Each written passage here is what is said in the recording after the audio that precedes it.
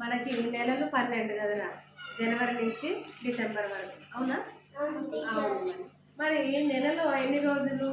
ఒక నెలకు జనవరిలో 31 రోజులు ఉంటుంది, ఫిబ్రవరిలో 28 రోజులే ఉంటుంది, మార్చిలో మళ్ళీ 31 రోజులు. ఇలా అంటే ఒక్కొక్క నెలకి ఒక రోజు, ఒక నెల 30 రోజులు, ఒక నెల 31 రోజులు, ఇలా ఉంటుండే కదా. మరి మీకు గుర్తుంటుందా ఇట్లా నెలల జనవరి నెల 31 రోజులు, ఫిబ్రవరి 28 రోజులు, ఇలా మీకు ఏమైనా ఐడియా ఉందా? అట్లా గుర్తుంటాయా? లేదు.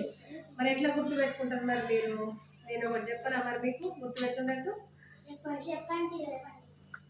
అయితే ఈ నెలలు ఒక నెల 31 రోజులు ఇట్లా ఉండడం వల్ల మనకు కన్ఫ్యూజ్ అవుతాయి కాబట్టి నా దగ్గర ఒక ట్రిక్ ఉంది. ఆ ట్రిక్ నేను మీకు చెప్తాను. అది మీరు ఫాలో అయితే ఏ నెలలో ఎన్ని రోజులు ఉంటాయి అనేది మీరు ఇక పర్ఫెక్ట్గా అంటే నిద్రలే పడినా కూడా మీరు టక్కున చెప్తారు. అట్లా ఇప్పుడు ఇలా పెట్టండి అందరూ.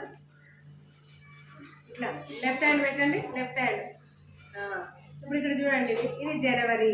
ఇక్కడ ఎత్తుగా ఉన్న వాటిని 31 రోజులుగా తీసుకోవాలి, ఈ డౌన్గా ఉన్న వాటిని 30 రోజులుగా తీసుకోవాలి. ఒక ఫిబ్రవరి మాత్రమే మనము 28 రోజులు, లీప్ ఇయర్ మాత్రం అయితే 29 రోజులు అని గుర్తుపెట్టుకోవాలి. మిగతా నెలలు మాత్రం ఈ ట్రిక్ మనకి యూజ్ చాలా అవుతుంది. ఇది ఇక్కడ జనవరి ఎంత? ఇక్కడ 31 అని చెప్పినా కదా, జనవరి 31. ఫిబ్రవరి మళ్ళీ ఫిబ్రవరి 28 రోజులు అని మనకు తెలుసు. మార్చ్ మళ్ళీ 31 రోజులు.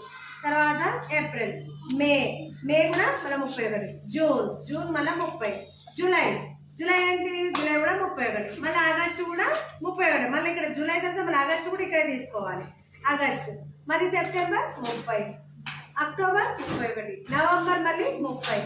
ఇప్పుడు డిసెంబర్ కూడా మళ్ళీ 31. అంటే ఎత్తుగా ఉన్న గడులనేమో 31గా, ఈ లోతుగా ఉన్న గడులనేమో 30గా తీసుకుంటే మనం ఈ 12 నెలల్ని మనం ఈజీగా గుర్తుపెట్టుకోవాలి.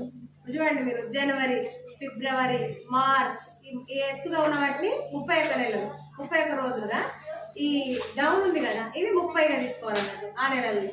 ఇప్పుడు జనవరి చూడండి, జనవరి, ఫిబ్రవరి, March, April, May, June, July, August, September, October, November, December. అర్థమైందా? ఓకేనా?